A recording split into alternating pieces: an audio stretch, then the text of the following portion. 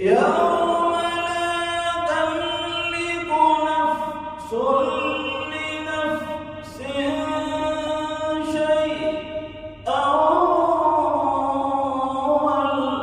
والأمر يومئذ لله.